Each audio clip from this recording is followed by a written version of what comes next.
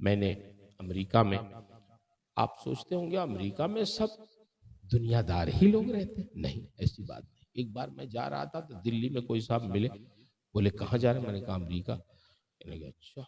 अब वो लान तान ऐसा, अल्लाह गारत करे उसको, ये करे। अरे मैंने कहा भाई वहाँ 80 लाख मुसलमान हैं, 80 लाख मुसलमान हैं, आप सबको बद्दुआ कर रहे हैं, क्या मतलब? जरा संभाल के भाई कुछ ब्रेक लगाइए आप। बोले अच्छा। मैं कहा हाँ और क्या, और ऐसे ऐसे लोग हैं मेरे भाई, नेक दिल लोग, कि मेरे मुख्तदियों में एक साहब थे, वकील थे, अमेरिका का मुकदमा लड़ते थे। कहने लगे बरकाती साहब मैंने 80 मुल्कों में मुकदमा लड़ा अमेरिका की, आपके इंडिया भी 2 बार मैं गया, तो कहा दिल्ली गया, और अरब ममालिक कहाँ का 80 मुल्कों में। कहा ये देखिए टोपी उतारा, सब बाल गिर गए, कहीं इसी जवानी में मेरे बाल सब झड़ गए मुकदमा लड़ते लड़ते। वो मेरे साथ फजर के बाद टहलते थे। मैंने कहा डॉक्टर साहब उठते कब है आप? बड़ी पाबंदी से आते थे, 45 मिनट खड़ी देखकर फजर बाद टहलते थे मस्जिद के उसमें जमीन में। कह लगे हजरत मैं 3 बजे रात में उठ जाता, 3 बजे उठ के मैं गुस्ल करता हूँ, फिर मैं तहज्जुद पढ़ता हूँ, फिर उसके बाद मैं जब कुरान शरीफ की तिलावत करता हूँ, फिर उसका तर्जमा और तफसीर पढ़ता हूँ, फिर जब नमाज फजर का वक्त हो जाता है तो सुन्नत घर पे पढ़ता हूँ, फिर मैं आपकी मस्जिद में आके आपके पीछे फर्ज अदा करता हूँ, फिर आपके साथ टहलता हूँ। 3 बजे रात में एक वकील उठकर तहज्जुद भी पढ़ता है, कुरान की तिलावत भी करता है, कुरान की तफसीर भी पढ़ता है, और फिर सुन्नतें पढ़कर जमात के लिए वो मस्जिद जाता है। आप मुझे बताओ, और ऐसा नहीं कि कोई गिरा पड़ा आदमी है, हम लोग इन सब चक्कर में पढ़ते नहीं, लेकिन ऐसे ही बात होने लगी।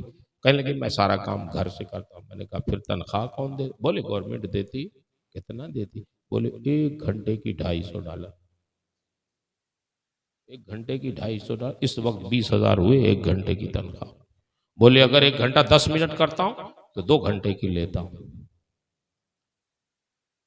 एक खूबसूरत इंजीनियर लड़का जो अपने शक्ल सूरत के एतबार से बहुत खूबसूरत है, पेशे के एतबार से इंजीनियर है, वहां चूंकि पैदल चलने का रिवाज नहीं है, लोग अपनी कारों से मस्जिदों में आते हैं, अपनी कारों से दुकानों में आते हैं, कोई पैदल नहीं चलता, रिवाज ही नहीं है।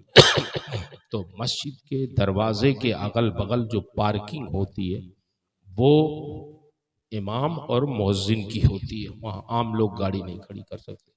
मस्जिद के पास इतनी पार्किंग होनी जरूरी है कि जब आपके मुसल्ली आए अपनी कार से तो मस्जिद के पार्किंग में वो अपनी गाड़ी खड़ी करें, रोड पे नहीं खड़ी कर सकते। हर 4 मुसल्लियों पर एक कार की पार्किंग जरूरी है। जब तक आप उसको बनवा के बिल्कुल ठीक ठाक नहीं कर देंगे सीमेंटेड, तब तक आपको नमाज पढ़ने का परमिशन मस्जिद में नहीं मिलेगा। तो लोग आते। एक नौजवान को मैं बताऊं, मैं अपने बच्चों से नौजवानों से गुजारिश कर रहा हूं कि आप गौर करें। एक नौजवान अपने बाप को अपनी कार में बैठा के मस्जिद लाता। ठीक है बहुत सारे लोग लाते हैं, लेकिन उसका अंदाज जरा देखा। वो मस्जिद के गेट पे लाके अपनी कार खड़ी करता है और फिर कार खड़ी करके उतर के आता है, अपने बाप के साइड का दरवाजा खोलता है, उनका बेल्ट खोलता है, उनका बाजू पकड़ के लाके मस्जिद के गेट पे जो बेंच रखी है उस पे बैठाता है, फिर अपनी कार ले जाके पार्किंग में खड़ी करता है, फिर वहां से आता है जमीन पर बैठ जाता है अपने बाप के सामने और उनके पैरों से उनके जूते निकालता है और अपने हाथों से जूते निकाल के रैक में रखता है। फिर उनका बाजू पकड़कर मस्जिद ले जाता है अंदर, खुद भी नमाज पढ़ता है, अपने बाप को भी नमाज पढ़वाता है और फिर वो वापस फिर उसी बेंच पे लाके अपने वालिद को बैठाता है, जूते उनके अपने हाथों से लाता है और अपने हाथों से फिर जमीन पे उकरू बैठकर अपने बाप के पैरों में खुद से जूते पहनाता है। फिर बड़ी मोहब्बत से वो अपनी कार ला के खड़ी करता है मस्जिद के दरवाजे पर, अपने बाप को ले जाके फिर कार में बैठा के बेल्ट लगा के दरवाज़ा बंद करके फिर ड्राइविंग साइड पे जाके बैठ के वो अपनी गाड़ी चलाता है। मुझे बताओ कि अगर कोई बच्चा, हमारा कोई नौजवान अपने बाप के सामने जमीन पे बैठकर उनके पैरों से जूते निकाले, उनके पैरों में जूते पहनाए, तो फिर माँ बाप के दिल से दुआएं औलाद के लिए कैसी निकलेंगी, उनका दिल कितना ठंडा होगा। मैं समझता हूं जो हमारे पैगंबर ने इरशाद फरमाया कि माँ बाप की दुआएं औलाद के हक में ऐसे ही कबूल होती है का दुआई नबी ले उम्मती, जैसे नबी की दुआ उम्मती के हक में कबूल होती है। ये उसी वक्त होता है जब माँ बाप का दिल औलाद के लिए ठंडा हो जाता है। और जाहिर है जब इतनी खिदमत कोई करेगा अपने माँ बाप के लिए तो माँ बाप का दिल कैसा खुश होगा, कैसा ठंडा होगा, उनके दिल से कैसी दुआएं निकलेंगी।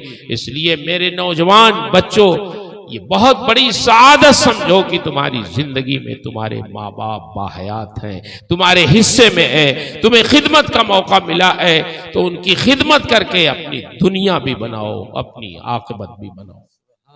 हमारे पैगंबर ने फरमाया कि जो शख्स ये चाहता है कि उसकी उम्र में बरकत हो, उसकी रोजी में बरकत हो, तो वो दो काम करे। एक तो अपने माँ बाप के साथ अच्छा सलूक करे और दूसरा अपने रिश्तेदारों के साथ अच्छा सलूक करे। जो शख्स अपने माँ बाप के साथ अच्छा सलूक करे, अपने रिश्तेदारों के साथ अच्छा सलूक करे, तो अल्लाह उसकी उम्र में भी बरकत अता फरमाता है, उसकी रोजी में भी बरकत अता फरमाता है। हम में से कौन ऐसा शख्स है जो चाहता नहीं कि उम्र बढ़े? कौन ऐसा शख्स है जो चाहता है रोजी में बरकत ना? हम में से हर शख्स ये चाहता है कि उसकी उम्र बढ़ जाए, ज्यादा दिन तक जिंदा रहे और ज्यादा उसको रिस्क मिले। तो जो हमारे नबी ने नुस्खा दिया है उस नुस्खे पे अमल करना हमारे लिए जरूरी है। तो ये तो हुआ बंदों का मसला।